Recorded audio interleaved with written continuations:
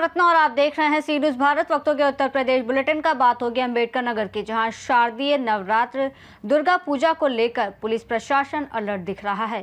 साथ ही बात होगी बदायूं की, जहां प्रधानमंत्री के व्यक्तित्व और सरकारी योजनाओं पर आधारित प्रदर्शनी ने लोगों का ध्यान आकर्षित किया। आगे बात होगी बलिया की, जहां सुदिष्ट बाबा इंटर कॉलेज के प्रिंसिपल अशोक कुमार पांडे को जबरन पद से हटाने का मामला सामने आया है। अगली खबर भी बलिया से है, जहां समाजवादी पार्टी के राष्ट्रीय सचिव अवलेश सिंह ने बड़ा बयान दिया है और ऐसी तमाम खबरों पर विस्तार से चर्चा करेंगे इस बुलेटिन में। मुरादाबाद जनपद के कांट थाना क्षेत्र में जमीन के सौदे को लेकर विवाद गंभीर रूप ले चुका है, जिसमें एक पक्ष ने 7 महीने पहले जमीन के सौदे में दिए गए नकद और चेक की वापसी न होने का आरोप लगाया। जमीन के कुछ हिस्से पर दूसरे पक्ष का कब्जा होने की बात कही गई है। इस विवाद के बीच एक व्यक्ति पर बाइक चलाते समय कुछ लोगों ने हमला कर गंभीर चोटें पहुंचाई और रुपए छीन लिए। साथ ही धमकी दी कि पैसे और जमीन नहीं लौटाई जाएगी। वहीं घटना के समय आसपास की भीड़ और कुछ लोगों ने बीच बचाव किया। पीड़ित ने थाने जाने पर भी आरोपियों द्वारा धमकी और रोकथाम की बात कही है। वहीं पुलिस मामले की गहनता से जाँच कर रही है और पीड़ित का मेडिकल कराया गया। आगे की कार्रवाई जाँच के आधार पर की जाएगी। मोहम्मद असद। असद जी, आप पर चोट लगी है, क्या घटना आपके साथ हुई, क्या पूरा मामला? मैं जयंतीपुर का रहने वाला हूँ, प्रॉपर्टी का काम करता हूँ कांट में। मैं कांट गया था, मैं अपनी प्रॉपर्टी पर जा रहा था तो रास्ते में मुझे बुंदू, लतीफ़, इंतजार, तालिब और लतीफ़ का बड़ा बेटा, इन्होंने मुझे ज़बरदस्ती मेरी गाड़ी रोक ली और 5 अज्ञात लोग थे और मुझे घेर लिया और मुझे मारना पीटना शुरू कर दिया। क्या आपसे विवाद इनका चल रहा है, क्या पूरा मामला? विवाद ये चल रहा है जी, जिस गाटा संख्या की इन्होंने मुझे 97 लाख रुपये बीघा में 16 बीघा ज़मीन का सौदा करा था, उस ज़मीन में ही मैंने एक गाटा संख्या 186 मिल जुमला में ज़मीन खरीदी थी बल्लाज वगैरह से। तो उसमें मेरी 150 का ज़मीन कम है, इनके पास बढ़ती है। वो ज़मीन लेने के लिए मैं कहता हूँ तो उसमें मेरे लिए जान से मारने का मामला है।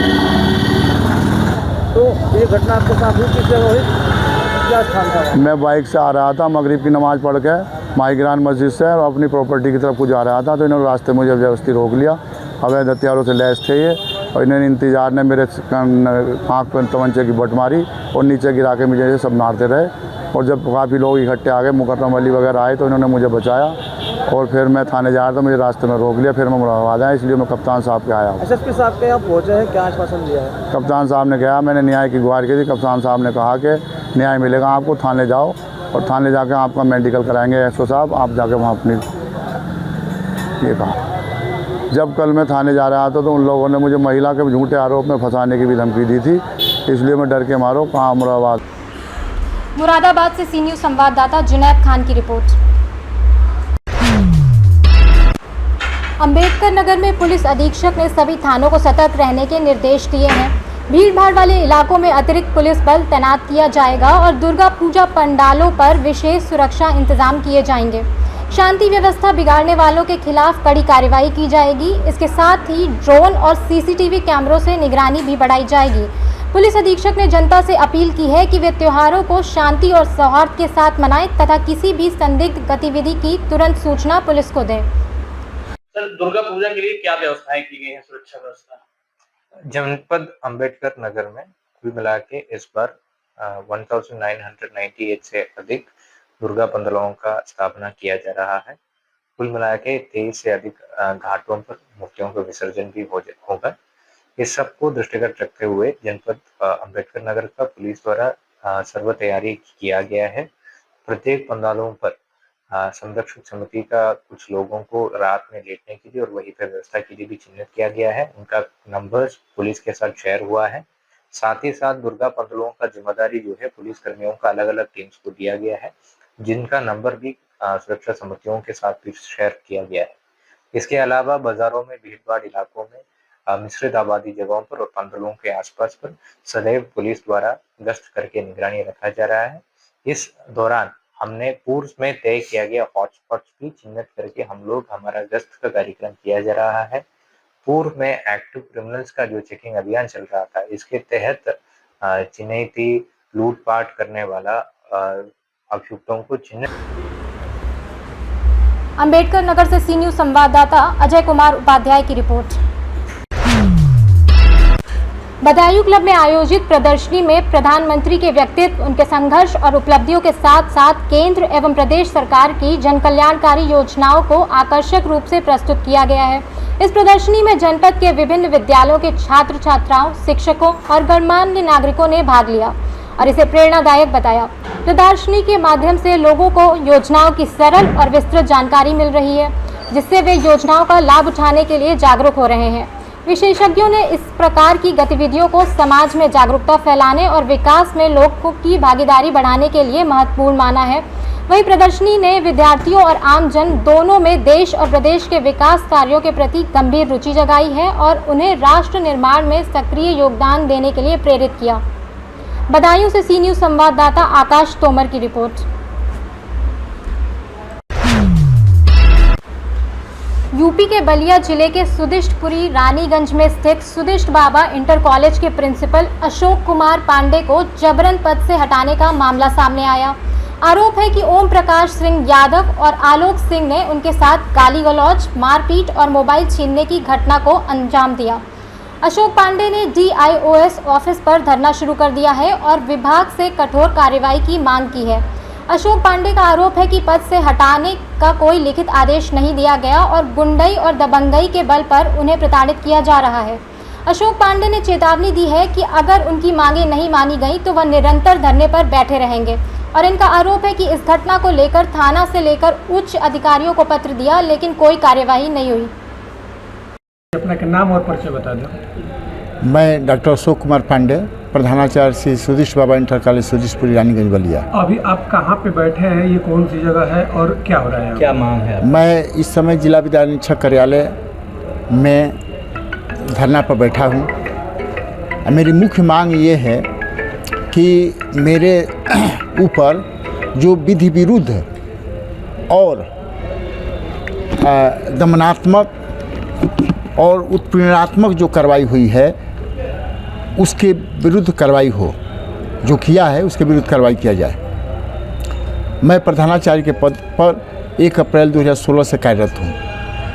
8 सितंबर 2025 को हमारे विद्यालय में श्री ओम प्रकाश सिंह यादव जो प्रधानाचार्य हैं सिधौली 15 बलिया में राजकीय मॉडल इंटर कॉलेज में, वो विद्यालय गए और जाते ही हमारे कक्ष में प्रवेश किए एक अध्यापक के साथ और सबसे पहले हमारे टेबल पर रखा हुआ मोबाइल उठा लिए और अपने पॉकेट में रख लिए। कहे कि ये मोबाइल अब तुमको मिलेगा नहीं।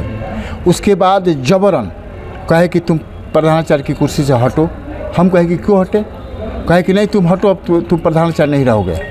हम कहे कि अगर नहीं रहेंगे तो हमको कुछ कागज़ दीजिए, कुछ आदेश दीजिए जिससे कि हमको पता चले कि किस कारण से हम प्रधानाचार्य के पद से हटे हैं। तो कहे कि नहीं कागज़ तुमको मिलेगा, पहले हटो हटो। उसके बाद जब थोड़ा सा हम अपना प्रतिरोध किए तो जबरन एक तरफ से हाथ हमारा पकड़ लिए ओम प्रकाश यादव और दूसरे तरफ से आलोक से पकड़ लिया। दोनों लोग मेरा हाथ पकड़ करके और मुझे कुर्सी से उठा करके बाहर कर दिया और फिर उनको कुर्सी पर बैठा दिया आलोक सिंह को बिना किसी आदेश के। बिना आलोक सिंह कौन है? हमारे विद्यालय में सहायक अध्यापक है, खेल अध्यापक हैं, सहायक अध्यापक। क्या वजह रही कि उनको कुर्सी पर आपके जगह पर बैठा दिया गया? वजह मूल ये है कि हमारे विद्यालय में 10 लोगों के स्थानांतरण की पत्रावली श्री ओम प्रकाश सिंह यादव ने ठेका ले लिया था कि हम सब करा देंगे और करीब 4-4 लाख रुपया उनके द्वारा हमारे अध्यापकों से वसूला गया था। इसलिए कि हम बलिया से सी न्यूज़ संवाददाता आनंद दुबे की रिपोर्ट। चार्टर्ड प्लेन से सपा मुख्यालय आएंगे आजम खान। बलिया में समाजवादी पार्टी के राष्ट्रीय सचिव अवलेश सिंह ने दिया बड़ा बयान। उन्होंने कहा कि समाजवादी पार्टी चार्टर्ड प्लेन भेजकर आजम खान को पार्टी कार्यालय बुलाकर सम्मान करेगी। साथ ही उन्होंने कहा कि समाजवादी पार्टी के कार्यकर्ता आजम खान के लिए अपनी जान तक देने को तैयार हैं। आजम खान ने ही अखिलेश यादव को मुख्यमंत्री बनवाया था और 2027 में भी अखिलेश यादव को ही मुख्यमंत्री बनवाएंगे। साथ ही उन्होंने यह भी कहा कि 2027 में बीजेपी को सत्ता से बाहर करने की वजह भी आजम खान ही बनेंगे और उन्होंने आजम खान के बसपा में जाने की अटकलों को बीजेपी का प्रोपेगेंडा बताया। ये कहने दीजिए, प्रोपेगेंडा फैला रहे हैं बीजेपी के लोग। आजम खान साहब समाजवादी पार्टी के फाउंडर मेंबर हैं और 2027 में समाजवादी पार्टी की सरकार बनाने में सबसे अग्रसर होकर और हमारे नेता आदरणीय अखिलेश यादव जी को मुख्यमंत्री बनाने का काम करेंगे। 12 में भी अखिलेश यादव साहब मुख्यमंत्री जब बने थे उसमें उनका बड़ा अहम रोल था आजम खान साहब का। उन्होंने ही बहुत बड़ा रोल था और 27 में उससे बड़ी रोल होगी और भारतीय जनता पार्टी के विदाई का काम आजमगढ़ साहब करेंगे। लोग भी चले जाएंगे, सब लोग जाके मिलेंगे। किसी दिन वो हेलीकॉप्टर से चार्टर प्लेन से लखनऊ आ जाएंगे। आजम खान साहब किसी दिन आ जाएंगे, आप देखते रहिए। समाजवादी पार्टी पे आएंगे और झंडा फहराएंगे, पूरे देश का भाजपा का विदाई करेंगे यहाँ से। हाँ, तो आजम खान को पार्टी कार्यालय पर बुलाने कभी भी किसी भी टाइम आएंगे, उनका समाजवादी लोग पूरा परेशान है स्वागत करने के लिए। हेलीकॉप्टर भेजेंगे सर आप लोग? बिल्कुल बिल्कुल, क्या भेजेंगे? किसी भी दिन हेलीकॉप्टर से चार्टर प्लेन से आ सकते हैं, लेकिन तभी आराम कर लें, रेस्ट कर लें। आजम खान लखनऊ अपने मुख्यालय आएंगे, कार्यालय आएंगे, हेलीकॉप्टर से आएंगे? बिल्कुल। बलिया से सी न्यूज़ संवाददाता आनंद दुबे की रिपोर्ट। बहराइच के बाबूलाल पुरवा में एक जंगली जानवर ने हमला कर दिया, जिसमें घर के आंगन में बैठी 4 वर्षीय बच्ची को गन्ने के खेत में लेकर भाग गया। ग्रामीणों की आवाजाही से बच्ची को छोड़कर जानवर भाग गया, लेकिन उसने बच्ची का बायां हाथ चबा लिया। गंभीर रूप से जख्मी बच्ची को नजदीकी अस्पताल में भर्ती कराया गया। यह घटना कैसरगंज थाना क्षेत्र के मझारा तोकली बाबूलाल पुरवा की है। बहराइच से सी न्यूज़ संवाददाता कृष्णचंद्र शुक्ला की रिपोर्ट। खबर यूपी के हापुड़ से है, जहां थाना हाफिजपुर क्षेत्र में एक महिला पर पड़ोसी ने चूल्हे पर रोटी बनाने के तवे से जानलेवा हमला कर दिया, जिससे महिला घायल हो गई। महिला को कई जगह चोट आई, जिससे परिवार के लोगों ने महिला को घायल अवस्था में पास के निजी अस्पताल में भर्ती कराया। और अब देखना यह है कि जानलेवा हमला करने वाले आरोपियों पर पुलिस क्या कार्रवाई करती है। हापुड़ से सी न्यूज़ संवाददाता सचिन सागर की रिपोर्ट।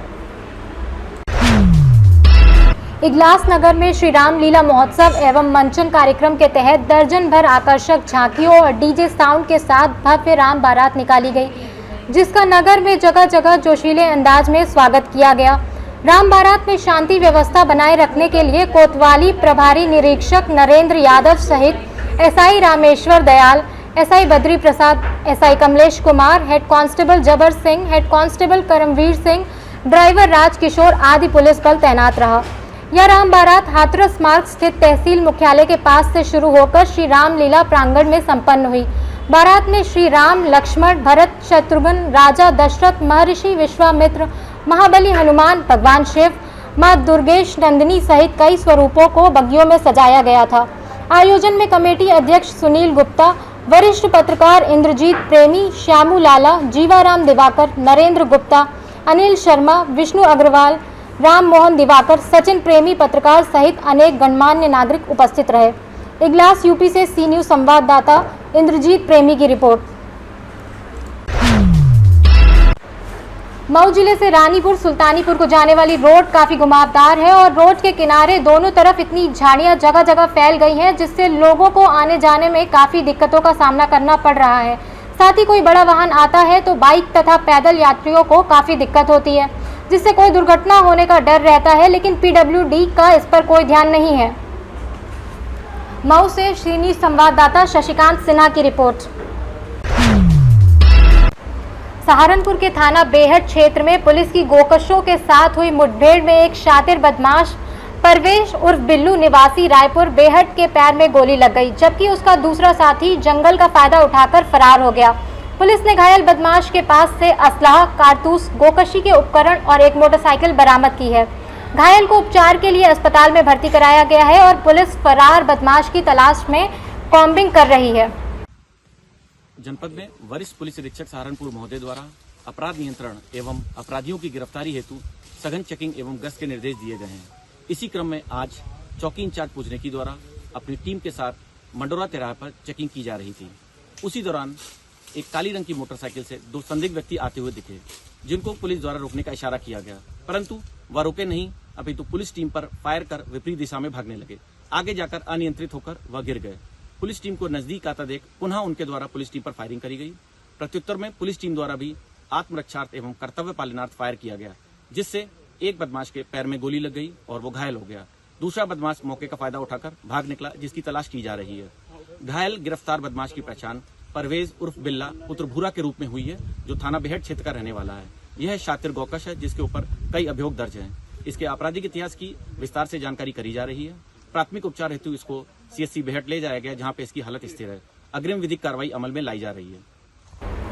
सहारनपुर से सी न्यूज संवाददाता शाकिर की रिपोर्ट। फिलहाल इस बुलेटिन में बस इतना ही। देश और दुनिया की तमाम बड़ी खबरों के लिए आप देखते रहिए सी न्यूज भारत।